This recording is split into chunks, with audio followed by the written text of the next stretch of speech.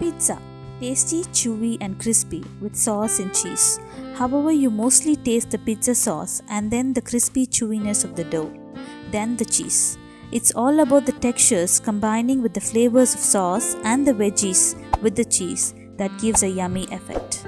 It's time to start. Let's start off the process. We start off with getting the yeast ready. Take a mixing bowl, add a cup of warm milk, 2 spoons of dry yeast powder, 1 spoon of sugar.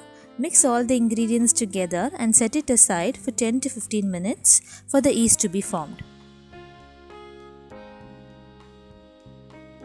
Now, to get the dough ready, take a bowl, add in 2 cups of all-purpose flour, 1 spoon of salt and pour in the nicely formed yeast. Mix all this well and knead it into a dough to make the base for our pizza. Set the dough aside by covering it with a wet towel for 2 hours. The activated yeast feeds on the sugar and makes the dough raise. After 2 hours, take the dough and knead it up a little and divide the dough into 4 parts using a knife and fold it up again as you can see. We are dividing the dough into smaller portions as it is easier to handle. Keep the dough balls in a bowl and apply some oil on the top and leave it again for half an hour by closing it with a wet towel. Now, after half an hour, as you can see, the dough is nicely raised. To a baking tray, place one of the dough balls and spread them evenly to form a circular base.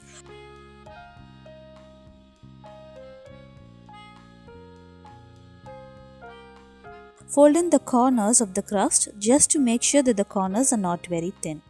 To achieve a soft pizza-based crust, it is important to crack the dough making process, that is the formation of the yeast and in turn the raise of the dough.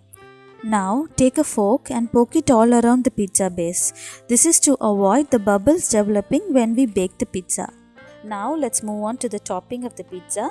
Apply the pizza sauce lavishly over the base. I am using a ready-made pizza sauce that is available in the market. You can do that as well. If not, if you want to make the pizza sauce at home, even that would be possible. Grind the onion into a paste. Blanch and peel the tomato and make them into a paste as well. Now boil both the onion and the tomato paste together with thyme, rosemary, parsley, basil and oregano. Now here we go, your pizza sauce is ready. Over the pizza sauce, we will sprinkle some mozzarella cheese and then layer it with some onions, capsicum and mushroom, and this again here is of your choice. You can choose to do it with your choice of vegetables.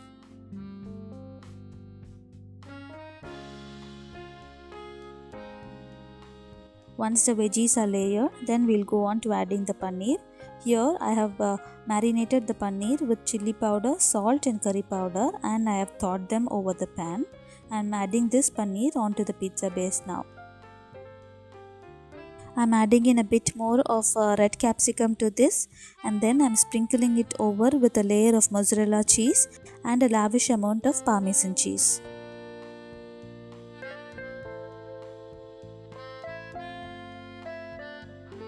Now for the final Italian touch, we will lay olives and jalapenos all around. To me, personally, a pizza is never satisfying without olives and jalapenos. So here again, it is very individual flavoring. And finish it with sprinkling corn and oregano over the pizza.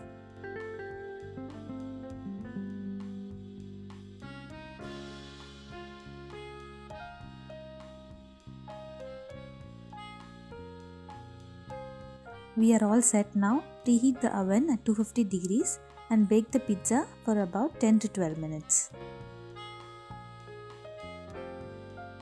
Our pizza is now baked and ready. As you can see, the cheese is perfectly melted and mouth-watering.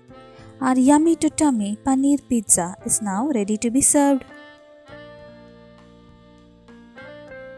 Pizza ingredients like onion and tomatoes become caramelized during the baking, making them rich and sweet and flavorful.